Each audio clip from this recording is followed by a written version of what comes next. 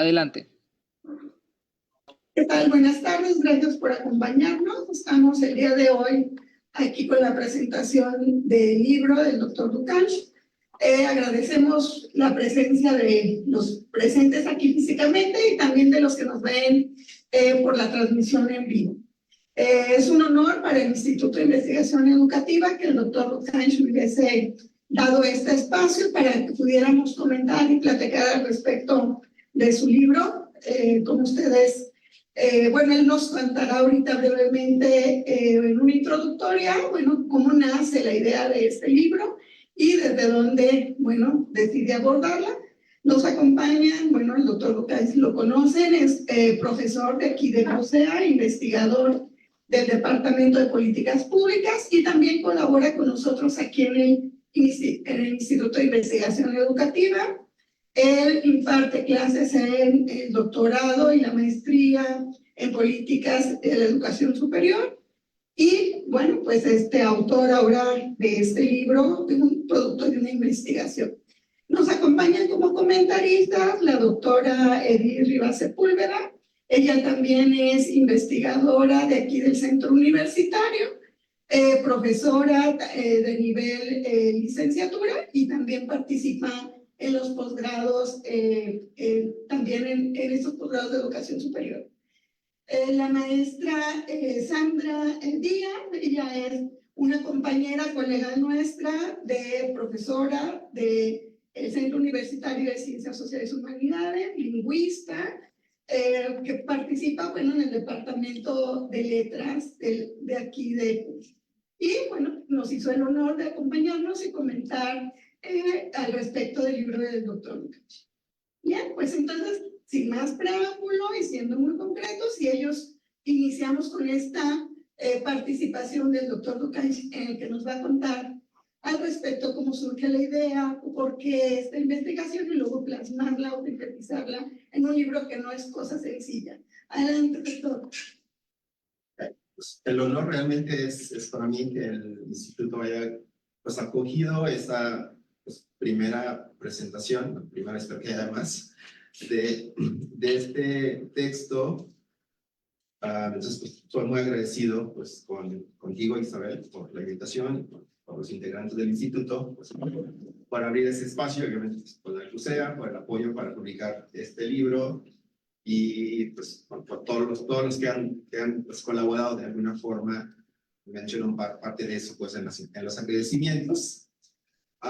Pues la idea de, pues podría decir, obviamente como siempre ocurre con la investigación, pues no tuve pues la idea de este libro, tenía idea, digamos, de un libro, pero que para quedar así, pues definitivamente no.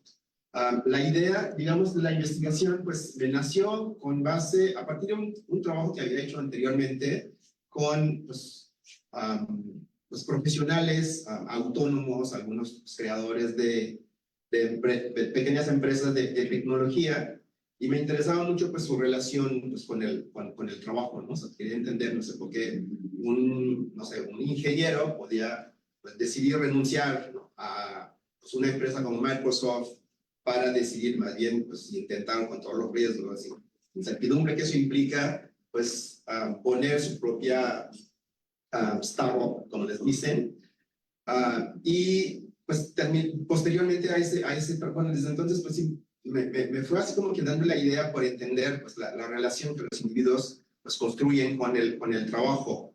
Y pues posteriormente, por conversaciones pues, informales con amigos y cercanos, que tenían como una relación, pues, bueno, que mostraban pues, una relación pues, distante con el trabajo, y empecé también a encontrar pues, bibliografía de, no sé, una investigación que se hizo en Inglaterra de un sociólogo que se llama, bueno, el sociólogo no sé, sino el libro se llama El rechazo del trabajo, que era pues una investigación con pues mucha gente que habían tenido una trayectoria de pues, trabajo pues, asalariado, pues, muy diversa, y que por X o Y razón pues, habían decidido pues, construir su vida un tanto pues, al margen, en todo caso pues, al margen del trabajo asalariado, que seguían haciendo muchísimas cosas, pero pues, que no quedaba de alguna forma pues, dentro del canon o de los marcos pues, tradicionales, ¿no? De lo que pues, se considera pues, un poco reduccionistamente pues, como trabajo. Entonces, pues, a raíz de estas como dos cuestiones, tanto por lecturas como la experiencia previa de esa otra investigación, pues me fui interesando por pues, hacer una investigación que estuviera centrada en recoger pues, la experiencia, o más o menos que la experiencia, pues la visión, bueno, también la experiencia y la posición pues, de individuos que tienen pues, una visión más bien crítica y hasta cierto punto de distanciamiento pues, con el empleo, por decirlo de mejor manera, o con el trabajo pues, asalariado o en todo caso, cierto tipo pues, de trabajo asalariado. Entonces, partí de esa idea y en el desarrollo pues, de las investigaciones, estamos hablando más o menos principios de 2019, pues fue pues tomando pues un curso diferente y mucho pues con base pues en lecturas pues, diversas pues que fui haciendo y lecturas digamos de varias disciplinas, tanto de literatos, de filósofos, de sociólogos, de antropólogos, de algunos economistas, y también de escuchar así como muchas entrevistas pues, con gente que había hecho trabajos pues, sobre trabajo. Entonces fue tomando una dirección tan diferente y que quedó plasmado en este texto.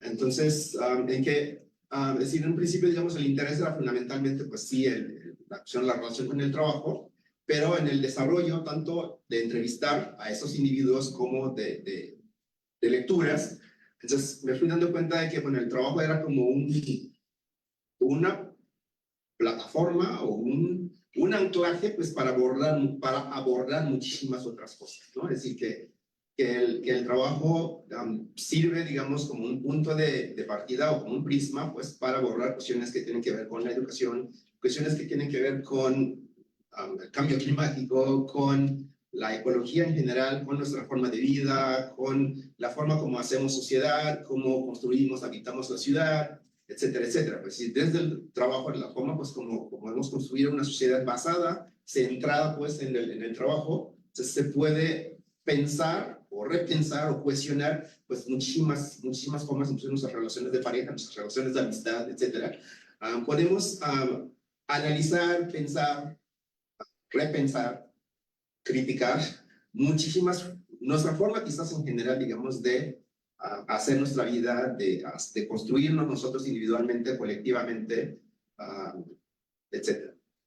Entonces, bueno, eso es, entonces por eso digo, bueno, es un trabajo basado en una investigación pues, empírica de entrevistas, pero con muchas reflexiones, no sé, de tipo filosóficas, de tipo éticas, bueno, tengo alguna formación en filosofía, y antropológicas, etcétera. Entonces, bueno, intento pues convocar pues varias voces, varios pues, autores, pues que han, desde perspectivas, digamos, muy diferentes, que han reflexionado y cuestionado varios, digamos, pues temas que toco, algunos tangencialmente y otros un poquito más detenidamente en el texto. Bueno, todo eso pues ha nutrido de alguna forma la experiencia pues de escritura de ese libro, que pues tuvo un poco la fortuna o infortuna, infortunio pues de los años pues de pandemia, que me dio pues, cierta tranquilidad, digamos, para poder pensar y escribir ese texto. Y también, bueno, obviamente la cuestión de la pandemia está muy vinculada con sus causas y demás, que está muy vinculada con la forma como trabajamos, como construimos pues, nuestra relación con el trabajo. Muchas gracias, doctor Canchi. Pues muy interesante, vaya que nos está invitando a querer conocer más. Y vamos con los comentarios de la doctora Edith para que nos diga por qué debemos leer este libro. ¿Qué encontró usted en la lectura? Buenas tardes. Bueno, antes que nada quiero agradecer la oportunidad de estar aquí y comentar. Era un libro muy esperado. Conocí el trabajo previo del doctor Lukács y era así como como cuando los niños esperan su juguete de Navidad, ¿no? Y es un libro muy esperado, era un libro muy esperado porque es un libro que es contradictorio a lo que quizá que vivimos hoy, ¿no? A ese contexto globalizado, de competitividad, de capitalismo, de ser el mejor, vivir para trabajar o trabajar para vivir. O sea, ¿qué hay más allá del trabajo? Entonces sí era como un trabajo muy esperado. Ver entre las importancias, yo creo que podemos ver que no son hechos aislados, es decir, hay personas o el doctor pudo recoger testimonios de personas que tenían aquello que en promedio muchos buscan o buscamos, ¿no?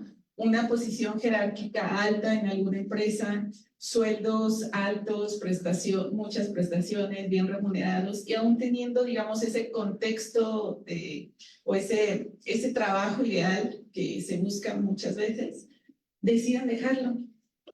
Y él nos narra y nos cuenta por qué deciden dejarlo, que es aquello que pesa más una vez que alcanzaron como esa meta, ¿no? ¿Qué les costó? ¿Qué implicó? Y nos damos cuenta de que, vuelvo a comentar, no son hechos aislados, sino que es para tanto hombres o mujeres de diferentes edades, de diferentes trabajos. Cuando lo leía, la verdad me sentí identificada en muchos puntos, y porque el trabajo de una empresa, una industria demandante. Entonces tú te vas identificando y ves en qué momento perdemos como que el rumbo, ¿no? De ese vivir para trabajar. ¿Y qué es aquello importante de la vida? Que no solo, bueno, la escritura del libro te lleva a reflexionar más allá de un proyecto individual, sino que tu manera de vida, tus trabajos, tus proyectos también suman, como lo comentaba el doctor, hacia el contexto, es decir, qué está pasando con nuestro mundo, con los recursos naturales, con nuestras relaciones más cercanas. Y bueno, en ese sentido me gustaría preguntarte cuáles fueron o que nos comentaras aquellas razones de peso que hacen que los individuos cambien de objetivo, cambien de rumbo del trabajo y, digamos, hasta cierto modo contracorriente a lo que hoy en día se nos plantea como algo exitoso, como algo que debemos de buscar, como una forma de vida distinta. Y bueno,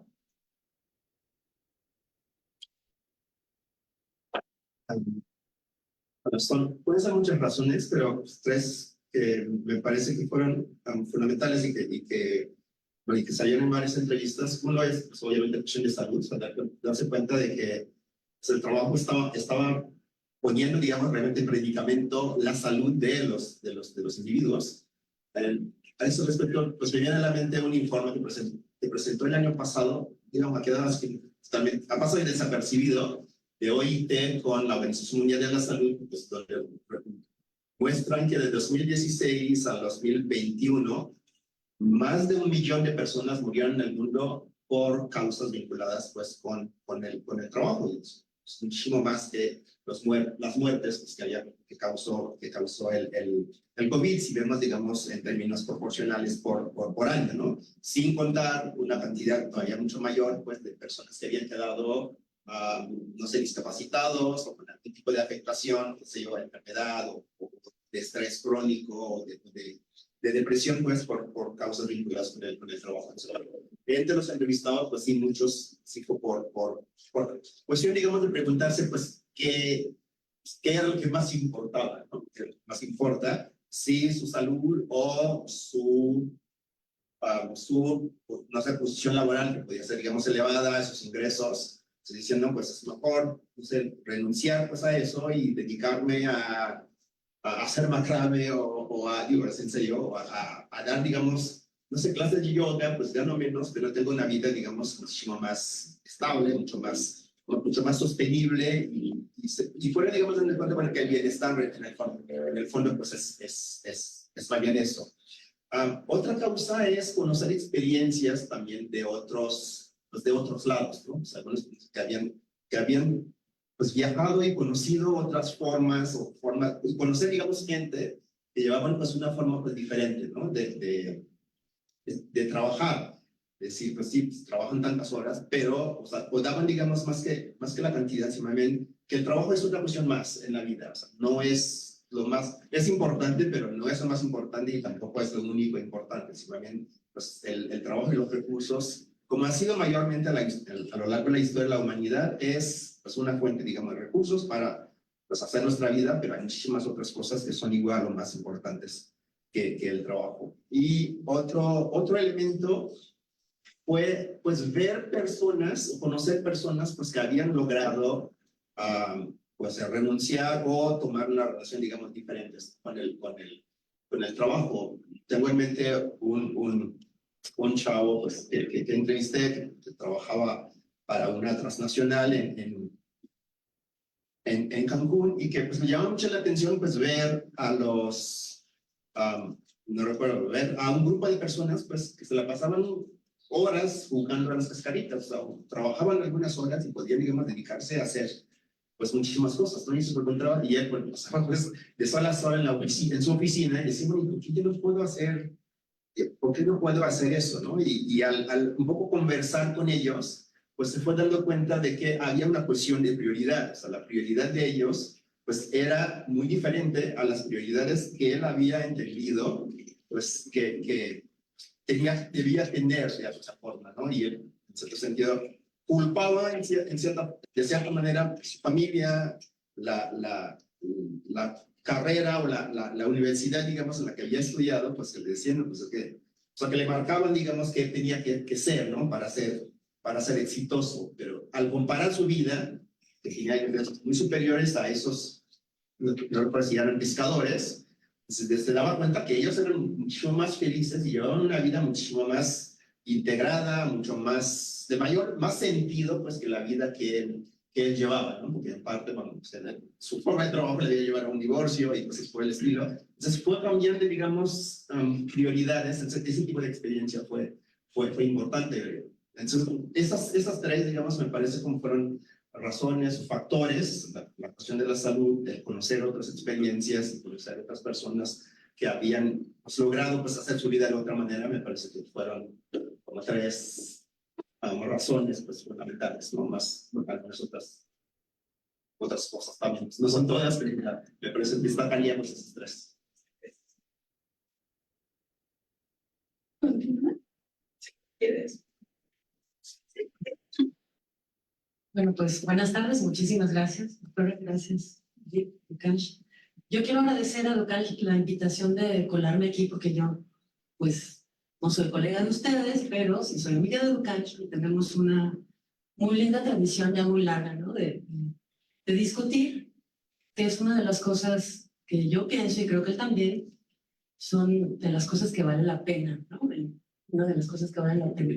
Algo que olvidé decir, hace poco escuché un autor decir que usted escribía el libro para poder fomentar la discusión y eso que me gustaría decir también es, no escribo tanto ese libro para otra cosa más pues que para poder tener ocasión para discutir pues como está haciendo pues, en este momento, ¿no? Sí, nos gusta, es una de las cosas que de verdad importa en la vida, ¿no? La discusión como nos construye en el pensamiento también, y por supuesto que el trabajo es un elemento que nos construye, pero no cualquier tipo de trabajo. O sea, aquí en el libro hay una distinción muy clara entre lo que es el trabajo labor, que es el empleo asalariado, y el trabajo hacer, que es quizás ese trabajo al que sí le deberíamos de ofrecer nuestro amor, ¿no? No el vivir para trabajar, para... ¿Puedo decir groserías? No.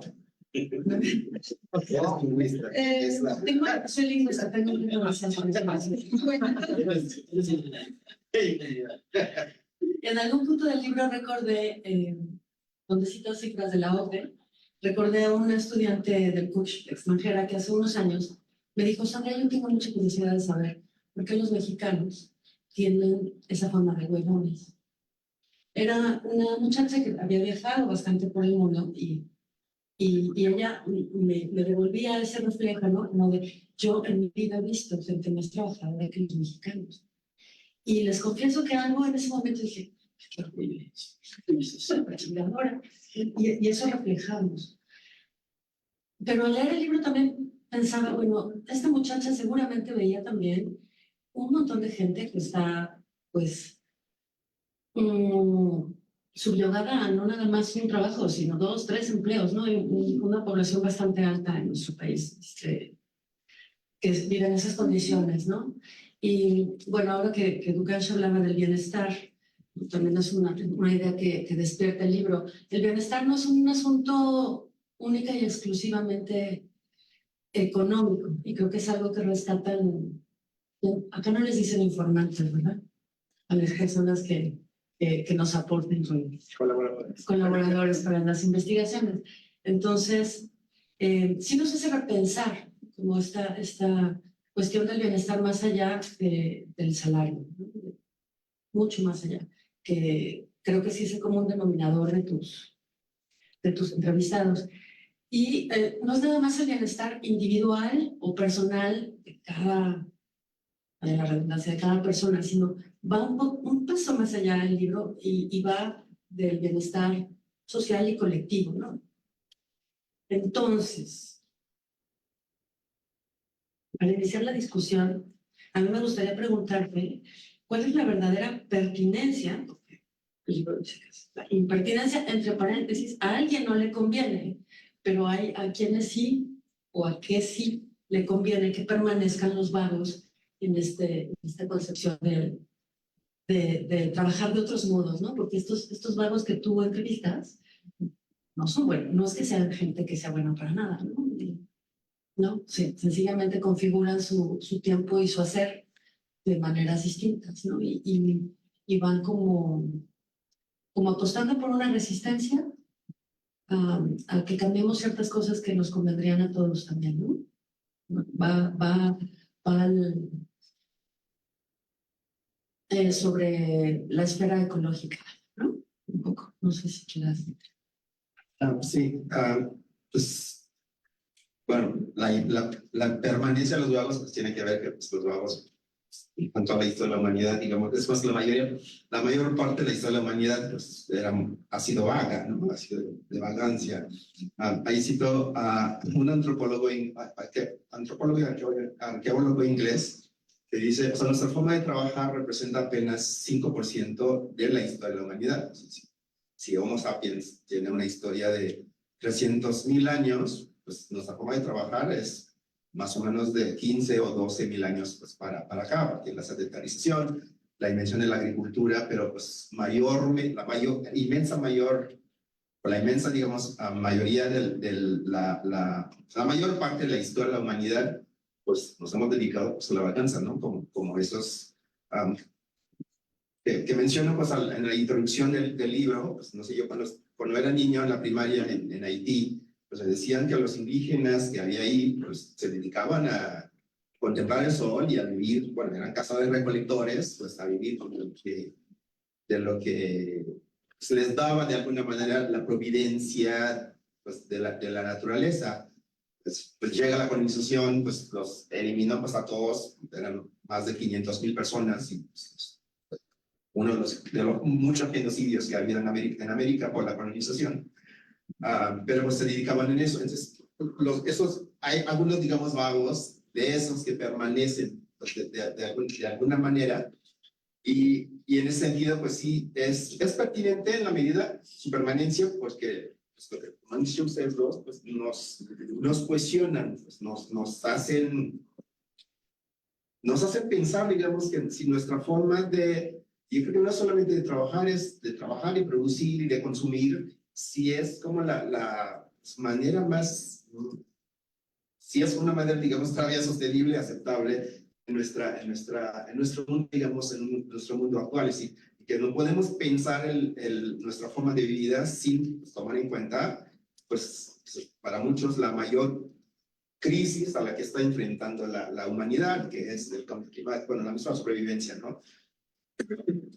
De la especie, bueno, y de muchas especies o de la vida misma en el planeta. Entonces, hay ese cuestionamiento que me parece que es la pertinencia. Y la impertinencia estaría, menciono en el libro, un sobrino que vive en Estados Unidos y una vez, pues, cuando visité a su papá, y tenía en su pared una foto donde decía, las cosas buenas llegan a las personas. Algo así como las cosas buenas ocurren a las personas que trabajan sin descanso, ¿no? Entonces, quienes piensan ese tipo de cosas, pues sí, los vagos son totalmente impertinentes, ¿no? O sea, pensar, digamos, que las cosas buenas llegan por trabajar mucho, que es, pues, no sé, un discurso muy conveniente para, pues, los empresarios más explotadores, para, pues sí, los que viven, digamos, los que no hacen nada viviendo del trabajo anodado de otros, pues sí, es totalmente impertinente que existan personas que cuestionen el trabajo, si quieren que cuestionen que sean vagos, ¿no? Que defienden, pues, el ser vago. Y como han dicho, sobre todo ha insistido uno de los entrevistados, o sea, bueno, el ser vago no quiere decir no hacer, se puede hacer muchísimas cosas. Puede decir, yo soy vago y sí, dedico muchas horas, muchos días y meses, pues, ¿no? a esta investigación, a este libro. Y creo que el ser vago se puede entender como, pues, como en el sentido de lo que tú decías del hacer, que es una idea de John Dewey, que es hacer las cosas, pues, por el placer, digamos, de hacerlas. Hacer las cosas en la medida en que en el hacer, pues, nos hacemos, nos desarrollamos, florecemos, pues, por decirlo así. Entonces, se puede ser vago haciendo muchísimas cosas. Entonces, no, si vago no se confunde, pues, con huevonería, con pereza, sino más bien es hacer cosas de sentido, y hacer cosas sí, porque cosas, digamos, porque hay muchísimas cosas que hacen, y eso para referencia a otro autor que me inspiró mucho en ese libro, es un antropólogo inglés, David Graeber, tiene un libro que se llama Bullshit Job, o sea, que han traducido algunos como trabajos de mierda, y lo que muestra es muchísimas cosas que hacemos de verdad sí son trabajos de mierda, son cosas, digamos, son cosas totalmente inútiles, pues que no sirven para nada y que causan más daño, más molestia por ejemplo, el ejemplo, las personas que nos llaman para ofrecernos cosas que de verdad no queremos, no necesitamos, que realmente terminan, digamos, nos terminamos endeudando, comprándolas, y después nos metemos terminamos en el burro de bueno, terminamos, digamos, quitándonos el sueño con adeudos, digamos, ¿no? Acumulados. Entonces, ese tipo pues, de trabajo, pues, no beneficia nada, o sea, ni siquiera a la economía, ni a nosotros y a quienes les hacen, y son cosas que ellos hacen de modo, pues, por un ingreso, pero que no significa que les molesta a ellos, que no le encuentran, digamos, ningún sentido, pues, pero lo terminan haciendo, pues, ¿no? Entonces, sí, en ese sentido, digamos, la vagancia, si quieren, o los vagos, pues, pertinente, o la pertinencia de la permanencia de los vagos, pues, va en contra o cuestiona ese tipo de cosas, ¿no? Entonces, y hay muchos que se pueden calificar como vagos, no sé, pues, y muchos de los entrevistados, pues sí, son gente, digamos, no sé, gente que hace oficio, que hace cosas muy importantes, pero que dan un sentido, pues, diferente a su trabajo, o sea, no lo hacen sino más bien encuentran un placer, digamos, de hacerlo. Pues trabajan, pues, mucho, ¿no? Pero hacen cosas que son, no sé, un poco esenciales, ¿no? Como decíamos en pandemia, ya no se dice eso, pues, pero es cierto que son cosas que deberíamos recuperar, es de hablar de oficios, de tareas, pues, que realmente son esenciales, porque gracias a ellas, pues, sostenemos, pues, la vida. Pues a mí quisiera, me recordaste un pasaje de un... No, perdón, No te de allá, ¿no? Me recordaste un pasaje, uno de ellos está narrando cómo llegan sus amigos que tienen empleos, ¿no? Y están, pues, ávidos de irse el fin de semana a tomarse unas copas, ¿no? Para aliviarse de toda la semana tan pesada de trabajo. Y dice, pero yo no necesito aliviarme de nada, mi semana estuvo fabulosa, ¿no? O sea, el trabajo mismo es satisfactorio, ¿no? Usted permanece. Bueno, y aportando un poco a lo que comentabas de lo que etiquetamos como vagos y no, algo que también me llama la atención y que es un común en los colaboradores, que de repente como hemos estigmatizado o etiquetado que tienes un horario de trabajo y cuando acaba tu horario de trabajo, recoges tus cosas y te vas y eres un mal trabajador, porque ¿por qué no te quedas más horas, no? Y como varios de tus entrevistados decían, o sea, a veces me quedo incluso sin hacer nada, pero solo para que vean que no soy vago, ¿no? O sea, para que vean que sí trabajo. Y hoy hemos normalizado el que eres más importante si siempre tienes trabajo. Eres más importante si te ven con el celular y la computadora. Incluso quien sale de vacaciones y por las noches, voy a ver qué se ofreció en el trabajo. Estás de vacaciones, pero hemos hecho esa relación, esa falsa relación de que entre más trabajo tengas, más importante eres, entre más estés detrás de una computadora, de un celular, que te vean ocupado, es importante, eres exitoso. Y a la otra parte de la vida, que también hablan los entrevistados de tu libro, es decir, bueno, ¿y el tiempo de mis hijos dónde se pesa? O sea, ¿qué tan importante me hace jugar con ellos, platicar con ellos, salir a pasear con ellos? ¿Qué tan importante me hace o exitoso querer a mi pareja, amar a mi pareja, platicar con ella, a mis padres, caminar, disfrutar, ver el cielo y demás? Yo me identifiqué un poco con algunos de tus entrevistados y que era un factor común. La primera vez que ya no estaba dentro de una oficina en un horario establecido y que estaba en la calle comiéndome una nieve, pensó o pasó por mi cabeza, o sea, sentí satisfacción. Dije, en estos momentos estaría en una oficina, estaría en una junta y estoy comiéndome un helado en la calle. Y eso me hacía más feliz, o sea, me producía más felicidad. Pero, sin embargo, no está etiquetado, o actualmente no lo etiquetamos así, ¿no? Entonces, sí es romper como esos paradigmas de que hoy en día, entre más ocupado estés, entre más horas dediques a un trabajo, aunque no tenga sentido, eres más importante y eres más exitoso. Pero ¿qué pasa con las otras esferas de la vida? ¿Qué pasa con tus relaciones, con tu salud, con tu propia salud, el tiempo que le dedicas al esparcimiento, al ejercicio y a los demás? Sí, concuerdo contigo. Eso nos hace recordar, bueno,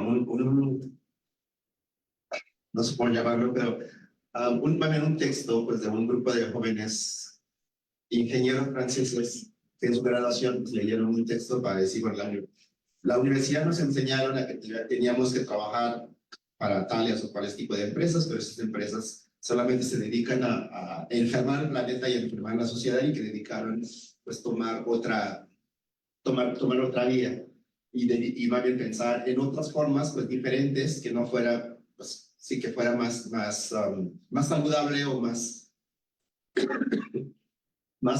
sostenible o sustentables pues para la sociedad y para los demás. Y en ese sentido, bueno, estamos en el Instituto de Investigaciones Educativas y pienso, para vincular un poco más directamente eso con la cuestión de la educación, hace 8 días o poco más, veía vi una conferencia en línea de un investigador de la Universidad de Veracruz. El título de su conferencia era hacia un currículum de emergencia para el colapso climático. O sea, al escucharle encontramos como mucha resonancia con lo que, con varios pensamientos míos y con parte de lo que digo, lo que planteo en este texto. Y él decía, bueno, es que frente a esa pues, crisis planetaria que enfrentamos, entonces hay necesidad pues de que pues la cuestión del cambio climático esté muy presente en el currículum, y es algo que he escuchado decir a otros, no sé, como a José Salucán, etcétera. Y él decía que es algo todavía sumamente marginal, pues, en el currículum de todos los niveles, tanto nivel básico como universitario. Y pienso que, pues, un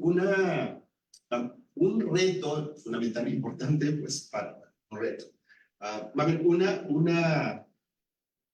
un cuestionamiento, en todo caso, pues para la educación, pues para la universidad, pues, es decir, mayormente, digamos, y es una trayectoria histórica larga, hemos aprendido pues a formar, pues mayormente individuos, digamos, pues para ese tipo para trabajar, digamos, para hacer su vida, ¿no? Para el trabajo, y no al revés. Pues ahí, bueno, ahí citó es un economista biógrafo de Keynes, que dice pues, que la educación actualmente forma capital humano, que es gente para el trabajo, pero no forma gente para vivir, para el bienestar, en pocas palabras. Se implica muchas cosas, que es vivir con uno mismo, con los demás, con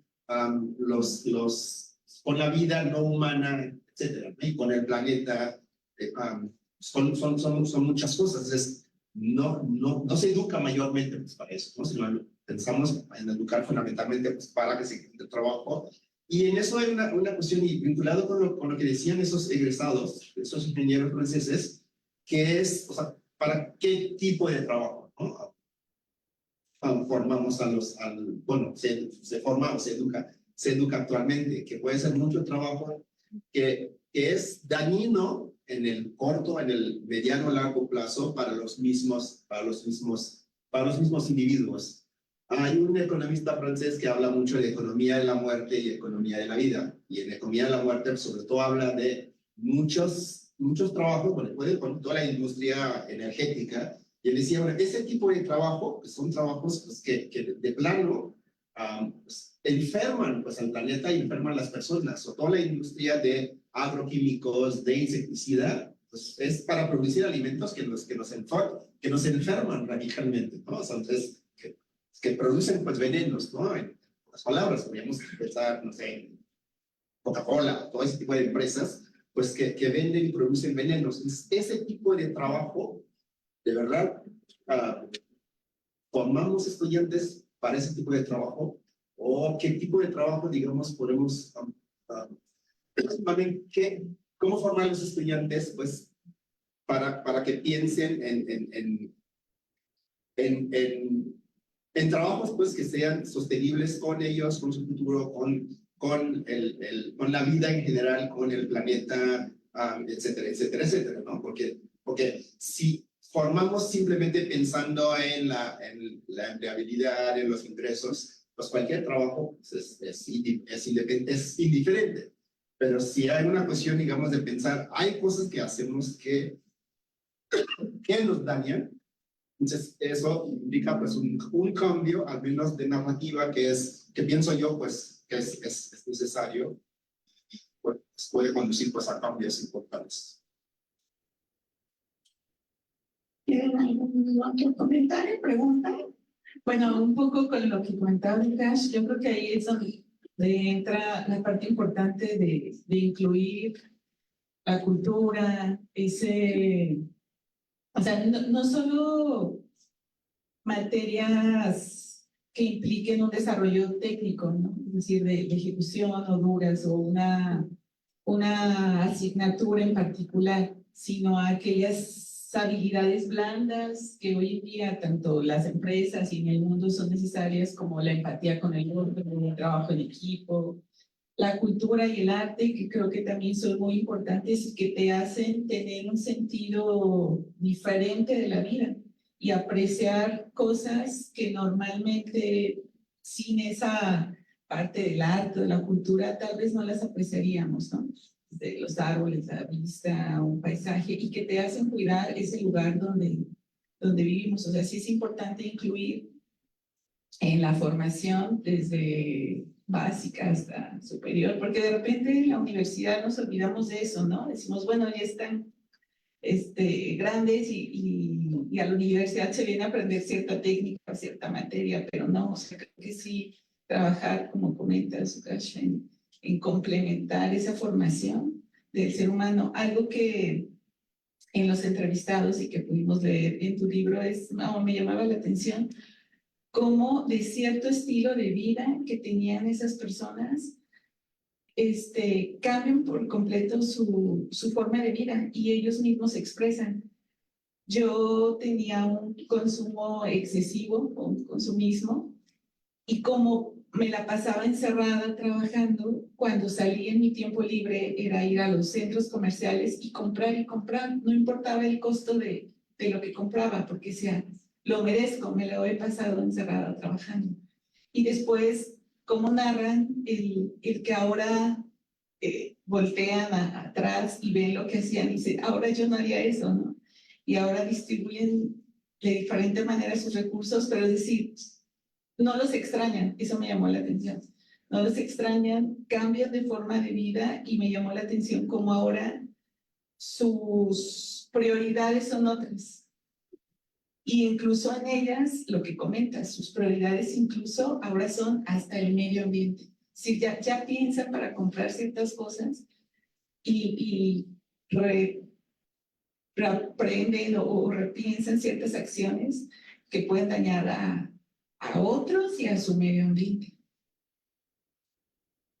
Sí, pienso que digo, a veces me he puesto a pensar, bueno, lo que de verdad importa si nos pudiera leerse como yo estuviera pensando lo que debe importar, ¿no? Para todo el mundo. Y ahora no es así, sino es, pues, más bien lo que, pues, para ellos, pues, realmente importa, como esos casos que mencionas, y lo que, pues, de cara a los requerimientos o exigencias de, no sé, del mundo, pues, actual, o sea, en términos, no sé, climático, en términos, digamos, de sobrevivencia de la vida en ese planeta, pues lo que debe importar, ¿no? O sea, si pensamos en, no sé, el informe, pero el último informe del grupo, del panel intergubernamental sobre el cambio climático, decían, pues un cambio importante que se tiene que dar es hacia, pues, la sobriedad. Pues, para esos individuos lo que realmente importa es, pues, la sobriedad, que, pues, en pocas palabras es, pues, qué es lo realmente necesario, realmente, pues, importante para pues, para una buena vida. Que obviamente eso decirlo es fácil y en muchos casos no es tan sencillo, como una entrevista que decía, pues, sí, yo he aprendido mucho y me encanta viajar, pero me doy cuenta al leer cosas, me doy cuenta, pues, de que, pues viajar implica, pues, contaminar muchísimo, ¿no? Y contribuye mucho, bueno, viajar en avión sobre todo, pero bueno, también en auto, contribuye muchísimo al cambio climático. Y decía, entonces, pues, pues eso la puso así como emprendimiento, ¿no? Así como algo fácil y fue como un shock. Ella decía, así fue un shock para mí darme cuenta de ese tipo de cosas. Y pienso que la forma como se organiza en parte, digamos, el trabajo, por lo que tú decías, está siempre disponible para el trabajo, que la tecnología en la actualidad, pues, permite eso, o fomenta eso,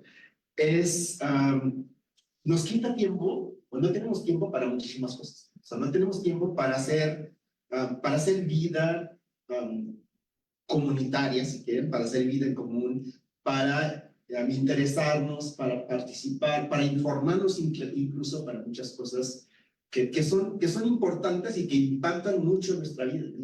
O sea, para informarnos, digamos, o sea, ni siquiera para informarnos, bueno, lo que comemos, pues, de dónde viene, cuántos venenos tiene, qué lo produce, etcétera, etcétera, y qué impacto tiene comprar eso a comprar aquello, ¿no? Inclusive hasta para ahorrar, ¿no? Para decir, bueno, ¿dónde es más barato tal o cual cosa? Y cómo comparo y dónde lo venden más, no sé, más barato. Entonces, hay muchas cosas, bueno, para muchísimas de esas cosas que son muy importantes que podamos hacerlas, o tiempo no sé, para vernos con nuestros amigos, etcétera, etcétera. Entonces, no hay tiempo para eso porque, pues, el trabajo termina por absorber, digamos, muchas cosas. Yo recuerdo hace tiempo vivía en un fraccionamiento y tenía una vez en una reunión, digamos, de vecinos y un vecino dijo, una vecina se quejó con un vecino de que, pues, en las noches, los sábados, ponía la tele a todo volumen. Y él decía, no, pues es que como paso toda la semana trabajando, entonces poner la tele a todo volumen es mi forma de... es su forma, digamos, de descansar y desconectarse. Y yo pensaba así como, pues qué horror.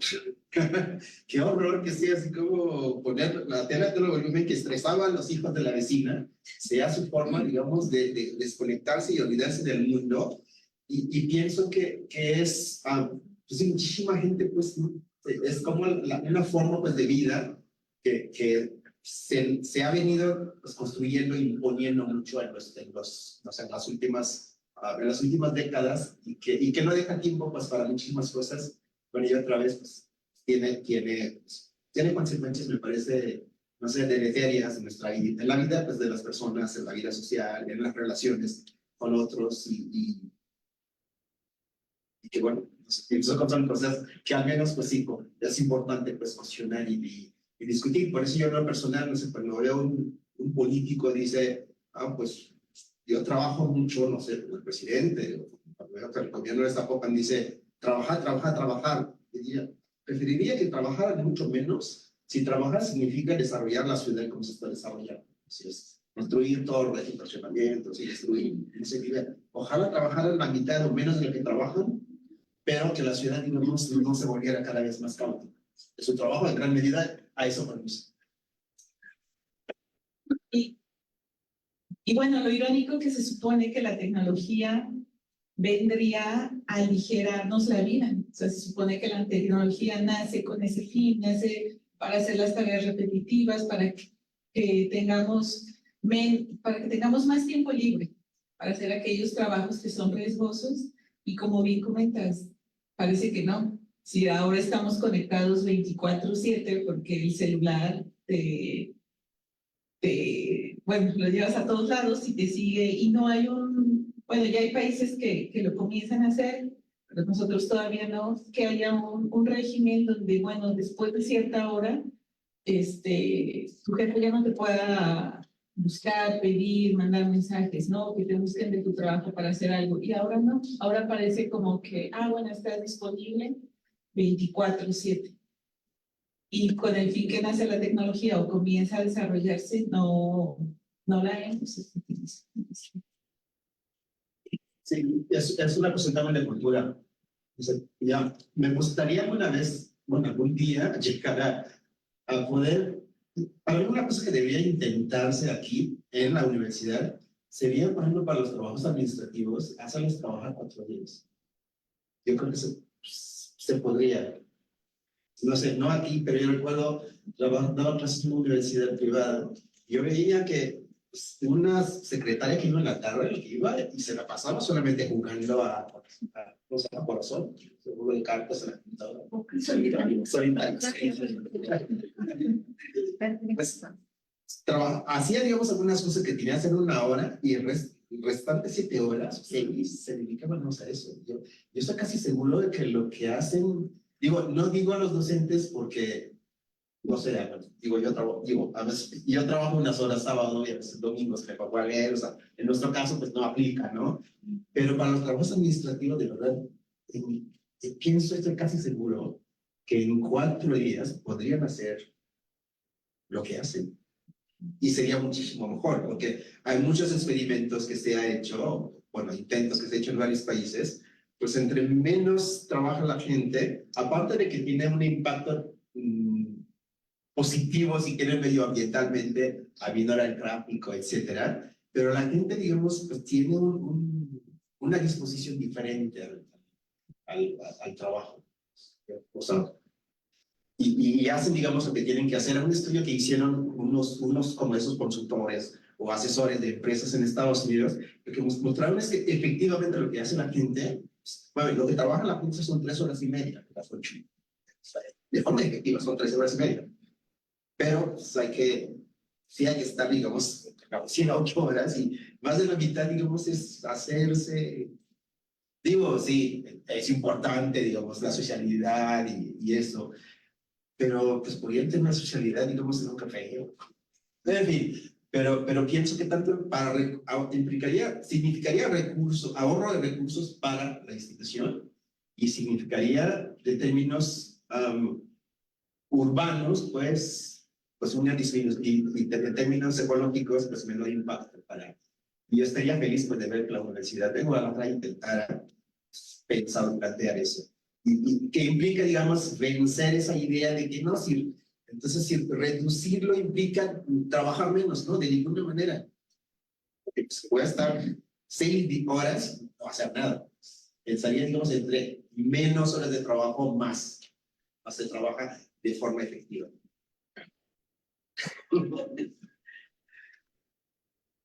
Bueno, ya sabes que yo siempre he elogiado mucho tu pluma, es una maravillosa pluma Ducash. La verdad es que el planteamiento desde lo teórico y luego cómo nos lleva a lo práctico es. Y por ahí, bueno, además, como lingüista, también otra segunda licencia, es que me gusta mucho la fraseología, ¿no? Entonces hay por ahí repetidas ocasiones esta frase tan conocida de que la ociosidad, ¿no? es ¿no?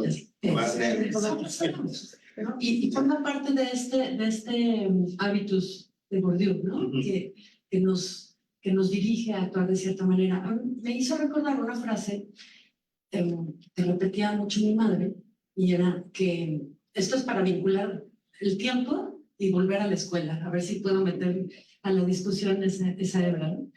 Entonces ella decía, el tiempo perdido hasta Los Ángeles lo llora. ¿Qué tal, Qué buena frase, ¿no? Eso no es tan conocida como la de la sociedad, pero va de este sentido de productividad, ¿no?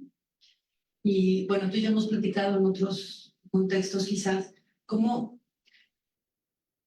nos pone inquietos ver, por ejemplo, a los chavos más jóvenes que los universitarios, ¿no? A los adolescentes, de pronto, ay, no está haciendo nada, hay que ponerlo a hacer algo, ¿no? Hemos discutido eso. Bueno, uno de esos chicos adolescentes en un contexto especial en el que yo convivo con ellos, estábamos hablando un día justo de profesiones y oficios, ¿no? Y entonces uno de ellos me dijo esta cosa tan terrible: yo no quiero trabajar en nada porque la gente que trabaja es miserable. Entonces, bueno, tejiendo un poco, tratando de tejer la discusión hacia el tiempo, el hábitus de Bourdieu, nuestra concepción del tiempo cultural occidental, que claro que no es la misma en todas las lenguas y en todas las culturas, ¿no? Esta concepción del tiempo y del trabajo mismo, ¿no? Y la educación, ¿no? Esta expresión, este chavo a mí la verdad me descorazonó, que dije, pobre, ve a mucha gente desgraciada, ¿no? Como tu vecino escuchando la radio, ¿no? Queriéndose olvidar. Es decir, no nos están viendo hacer un trabajo que nos construya como personas felices o que saben disfrutar de lo que hacen, ¿no? Y a eso yo añadiría que, o sea, no es, bueno, lo que decía ese chico, no es solamente pues, que seas miserable, bueno, no a todos, muchos que trabajan, porque creo que estamos aquí, no estamos miserables ni trabajamos, y a veces, y mucho.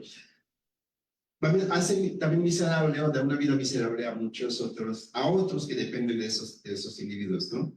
A una amiga mía que es psicóloga y trabaja en cuestiones así como de, vamos, ¿no? de suicidio, intentos de suicidio, y ha encontrado últimamente muchos, sobre todo adolescentes, con ideas o con intentos suicidas. Y una hipótesis de ella es que son sobre todo adolescentes que viven mayormente, pasan la mayor parte de su tiempo solo, porque sus padres pues, trabajan y no tienen tiempo pues, para pasar con ellos. Son adolescentes, o sea, tan solos que pues, no les queda más, digamos, que sí que deprimirse e intentarse suicidar. Entonces, o sea, digamos, esa relación o esa visión, digamos, del trabajo, pues también genera desgracias o miserias para otros cercanos. Y la cuestión ahí es un poco, menciona en el libro varias paradojas. Lo paradójico ahí es que esos padres hacen esas cosas por el bien de sus hijos. Trabajan por el bien de sus hijos. Cuando me han dicho algunas mujeres, cuando reclaman a sus parejas, oye, pues nunca te vemos, sí, pero es por el futuro de sus hijos. Dicen, no, tus hijos, pues, la verdad, preferiría que trabajaras mucho menos y pasaras tiempo con él, jugando pues con él o con ella, pues. Entonces hay esas contradicciones, paradojas en que caemos, pero que son hábitos o impulsos, digamos, o tendencias sociales que nos envuelven de alguna manera pues en eso, y es por eso, o sea, no es una cuestión, pero no es una cuestión individual, sino más bien es es un requerimiento o es una exigencia, digamos, socialmente de repensar nuestra forma, nuestra manera, digamos, no sé, de generar recursos o de producir, para no llamarlo trabajo, o sea, de generar el sostén, pues, de la vida. Entonces, ¿en qué ponemos cuál es la prioridad? ¿Qué es lo que más importa? Ahí me parece que es como lo fundamental. Bueno, y por ahí en algún capítulo, creo que el capítulo 3, haces, bueno, no estoy segura en qué capítulo, pero haces la distinción bueno, una economista, no me acuerdo el apellido, que fue muy optimista cuando pensó que una vez cubriéramos nuestras necesidades básicas, ya íbamos a dejar, ¿no? de querer las necesidades Habla de absolutas. Ajá. Las absolutas son las que nos permiten estar vivos, Ajá. y las relativas Son las que nunca se acaban. las que nunca se acaban. Entonces, más adelante dicen, o sea, pues no contábamos con el capitalismo salvaje que nos iba a hacer inventar nuevas necesidades cada vez. O más que necesidad, deseos. Deseos. Y esa es la distinción, ¿no? O sea, que es lo que hay que hacer. Una cosa son las necesidades, y apelando un poco a la sobriedad de la que hablamos. Exacto. Una cosa son las necesidades reales, y otra cosa es esta máquina imparable de generar deseos Y objetos. sin parar, ¿no? Objetos de deseo que no paran, ¿no? Y, bueno, no sé, sí, te gustaría hablar, ¿no? Sí. Sí, brevemente hace poco escuchaba creo que no sé, es un publicista, decía, en la Edad Media más o menos los seres humanos hacían su vida más o menos con 73, 77 objetos, más o menos. Dice, y en la actualidad hacemos nuestra vida con más de 1,000, con 1,200, 1,500 objetos. O en por medio, ¿no? Salva quienes sí tienen millones de objetos, ¿no? Entonces, ha habido pues, un crecimiento realmente exponencial, y esa cuestión que mencionas de sobriedad, que vuelve otra vez a la cuestión de la producción, es que producimos demasiadas cosas que de verdad no son necesarias, que sí, que sobran, y que está muy vinculado con la obsolescencia planeada y todo ese tipo de cosas, y obviamente con la publicidad y el fomento de los deseos. Es decir, las necesidades relativas son relativas porque se pueden estirar y estirar y estirar y estirar. Y hay un factor detrás que nos impulsa pues y claro, digamos, hay una cuestión obviamente humana también muy en eso, es decir, como decía bueno, ese sociólogo inglés que tiene un libro que me ha inspirado un poco para hacer esa investigación, se decía, es que comprar cosas es chido. O sea, no sé, comprar, o sea, desde un pantalón nuevo o una camisa nueva, pues o sea, como decía hace años una amiga, estrenar es chido. Es que es biológico también, ¿no? Ah, biológico, sí, o sea, digamos, nuestro cerebro pues reacciona positivamente ante lo nuevo. No, es así. Ajá, exactamente. Y a competir, ¿no? Ah, claro, sí, a competir, sí tengo, sí, en fin, bueno, no digo cosas. Entonces, eso, digamos, sí genera casi un sentimiento, si quieren, de bienestar. Entonces, pero por eso es complicado, pues, a la vez, preguntarse, bueno, ¿de verdad necesito eso? Y en gran medida me parece que ahí es donde, y menciona algunos que dicen, es que estar en el trabajo, en una oficina, implica siempre, como eso de competir, eso implica, digamos, siempre comprar cosas. O sea, a diferencia de muchas personas que he escuchado, es que en la pandemia todo me quedó grande y yo necesitaba de vestirme, de usar ese pantalón, de usar ese tipo o sea, la ropa de oficina, pues me quedó chico o grande, según el caso, porque no tenía necesidad. Y de alguna forma el trabajo exige más o consumir más objetos, ¿no? Puede ser o sobre consumir pues, de objetos que hay a ese lado. Y a la vez exige, hay un poco también esa idea que fomenta muchos economistas, etcétera, si tener dinero implica gastarlo. Si tengo dinero, es como, no sé, pues, a mí me parece algo realmente aberrante, pero muy aberrante, en los tiempos actuales, eventos como el Buen Fin, que es un impulso al consumo Sí, ciego, desbocado, en fin, o sea, son cosas totalmente irracionales, ¿no? oye, y Para el mí, otro paradigma para tus entrevistados no es competir, sino compartir. Eso es interesante. exacto, sí, exacto, sí. Pero bueno, muchas cuestiones, digamos, muchas dinámicas del mundo actual, pues fomenta más bien hacia el competir y no tanto no tanto a compartir, a compartir. O que compartir para algunos puede ser como desde comprar usado, ¿no? Comprar usado. Pero en parte, digamos, es que también otra vez la lógica, digamos, un poco de nuestro trabajo hace difícil a veces un poco poder compartir. Y algo que me parece importante, que quería subrayar, que me parece también importante, en el caso de México, yo a menudo pienso, cuando se dice, hay muchos problemas, digamos, de salud que tenemos en México que está vinculado con nuestra alimentación, pero es que la mayoría de las personas no tienen tiempo para comer, o sea, no tienen tiempo para preparar su alimentación. Esa es la parte del abaratamiento, ¿no? Esa es parte de la abaratamiento de la vida. Bueno, mi comentario va en el sentido un poco de lo que comentabas del niño. Creo que, bueno, el mensaje tampoco es expresar que el trabajo es malo. Es decir, el trabajo nos hace aprender, nos hace conocer personas, nos edifica, es decir, nos hace crecer como personas. No satanizamos el trabajo. Creo que el problema está en la manera que repartimos nuestro tiempo para el trabajo. Una frase, y la anoté por aquí, que me llamó la atención de tu libro, fue una niña que le decía o en la noche cuando estaba ahí haciendo sus oraciones, la niña decía, deseo que mi mamá no trabaje tanto.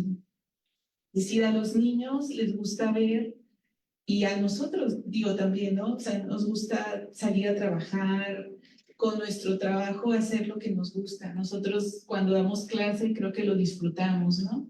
El ver cómo podemos ayudar a transformar vidas, el escribir un libro, es decir, disfrutamos cada uno de nuestros trabajos, los bomberos, diferentes trabajos.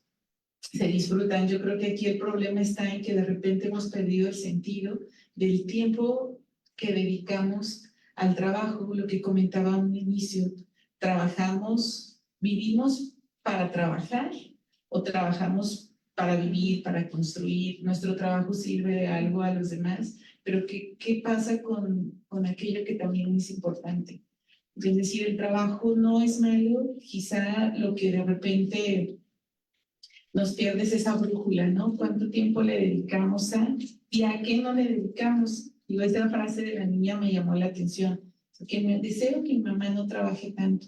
Entonces, ¿qué mensaje les estamos dando y por qué después los niños no quieren ser grandes, no quieren trabajar, se suicidan? O sea, hay suicidios porque su vida es sola, su vida es triste. Entonces, yo creo que una de las cosas importantes de tu texto es decir, así como damos la importancia que requiere nuestro trabajo, también darle la importancia a aquello que nos hemos olvidado de que también es importante, nuestra relación con los demás, amigos, hijos, pareja, y con nosotros mismos, ¿no? Como comentabas, ¿qué me preparo de comer? O voy comiendo en el carro lo que me encontré en la tienda, en el semáforo, disfruto la comida, el desayuno, la cena. Y a veces, ¿cuántas veces nos sentamos a la mesa como años atrás, todos juntos a cenar, a comer, a platicar? Y son esos momentos en los que te das cuenta que pasa esto a tu pareja y duermes con él y no te habías dado cuenta, ¿no? Le pasa eso a tu hijo, a tu hija.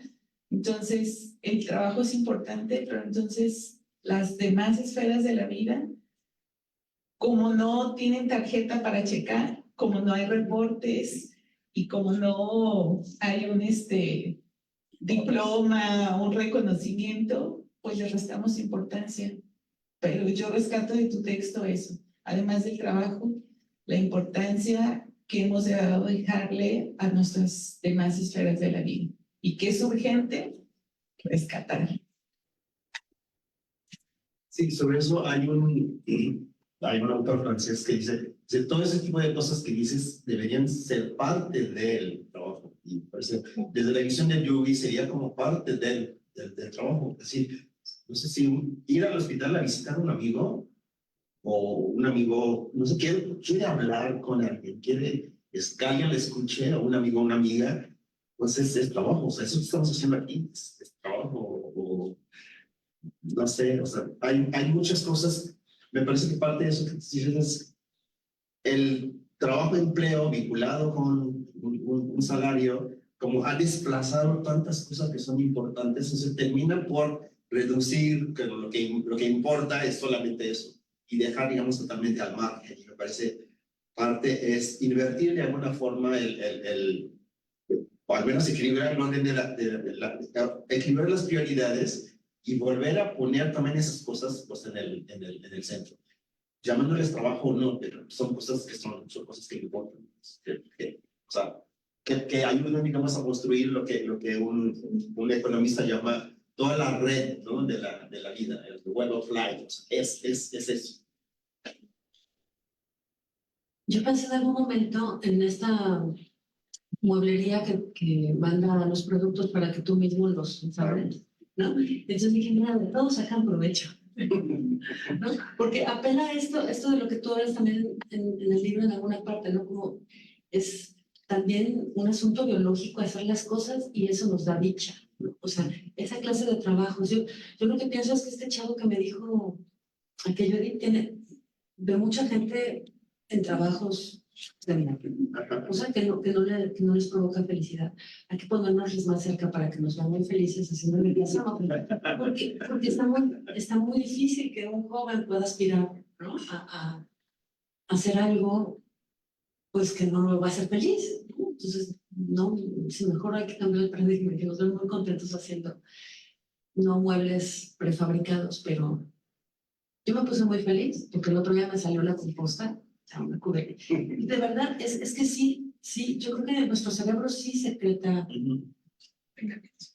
No, bueno, qué felicidad, pero lo digo para mí,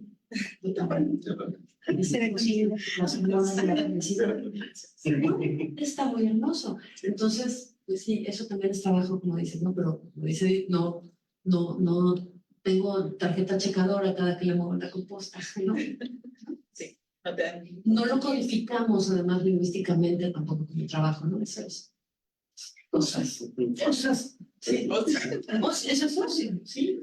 Hace años yo entrevisté a una mamá y me decía, bueno, en la semana, pues, le pasaba trabajando y que el domingo era el día en que se sentía mamá, porque era el día que hacía de comer a sus hijos. Y decía, no, por ninguna razón salimos ni compramos comida, porque para mí es un día muy importante. Y pienso, vinculado con eso que tú dices, es como, entonces para mí es, no sé, pues preparar alimentos o comida pues para alguien, o invitar a alguien a comer comida que tú haces. O sea, a mí en lo personal sí me genera pues ese sentimiento que tú dices. Sí, pues, o que alguien también te invite. Es como, sí, es como mostrar que, pues, no sé, importas. Esa es parte de lo que debe hablar, importa. Pues gracias, no, ahora sí que nos dieron muchas pinceladas de por dónde empezar a explorar este libro. ¿Y les parece si hacemos una ronda final invitando a la lectura, pero diciendo por qué? ¿Por qué para ustedes sería importante que alguien leyera este libro?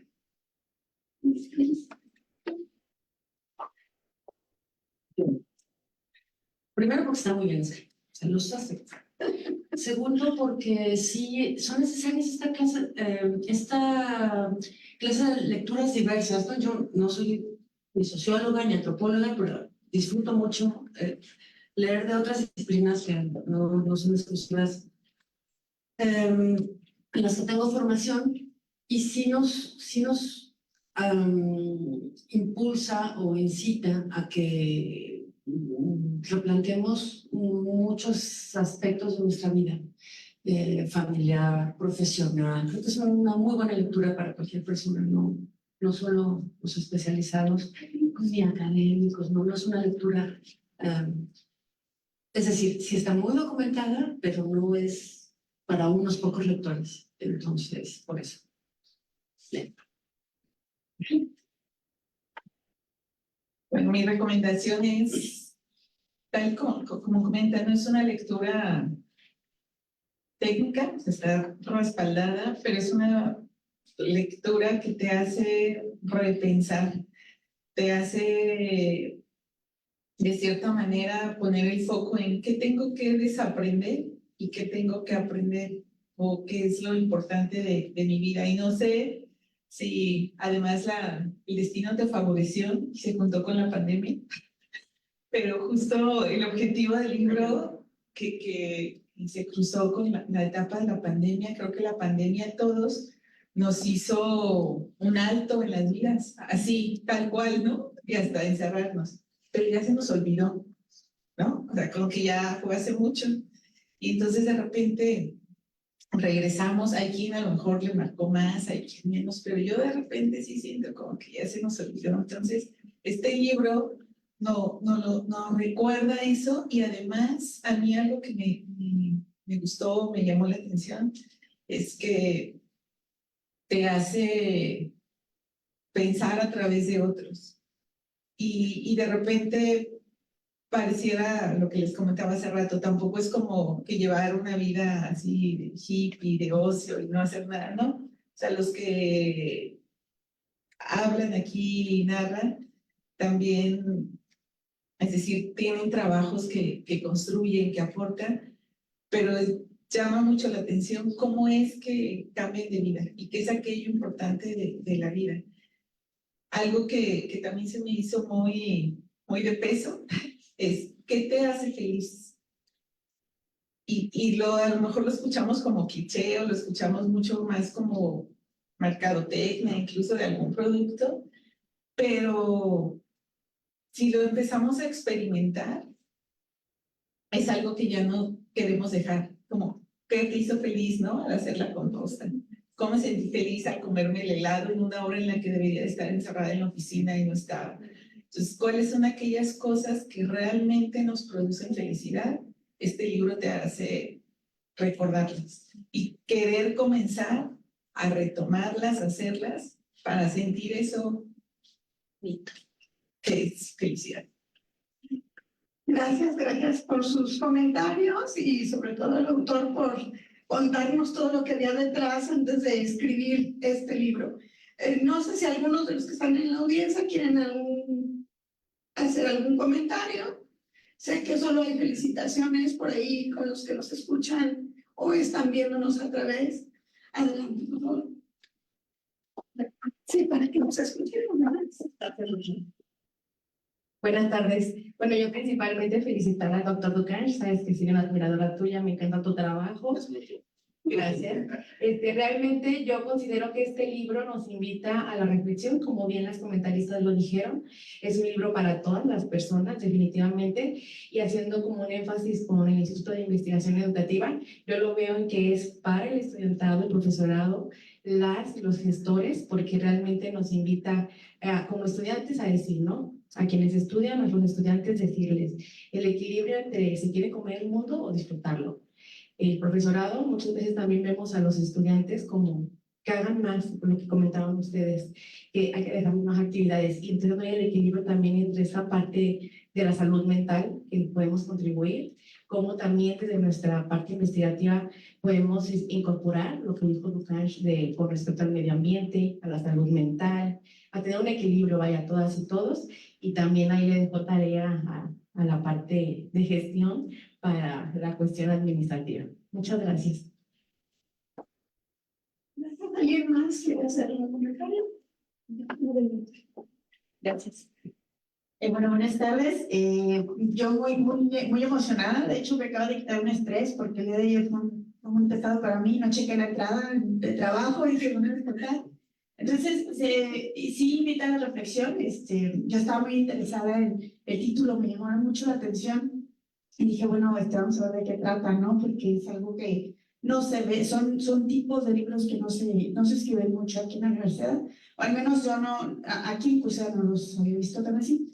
Y justamente pensando en los proyectos que yo también tengo, digo, hay que suavizar un poco lo que pasa con nuestra vida y decir, yo me tomo mi tiempo, si te digo, yo tengo la mala costumbre de comer, la mala costumbre de desayunar y la mala costumbre de cenar, porque me doy mi tiempo y trato de disfrutarlo. Y si son 30 minutos, son 30 minutos que voy a disfrutar de comida. Porque son los pequeños detalles que nos ayudan a sobrellevar esta vida acelerada, ¿no? Vivimos en un contexto súper acelerado y desafortunadamente tratamos de escapar, pero a veces es muy complejo. Entonces, pues estoy muy ansiosa ya por leerlo. Les felicito al doctor.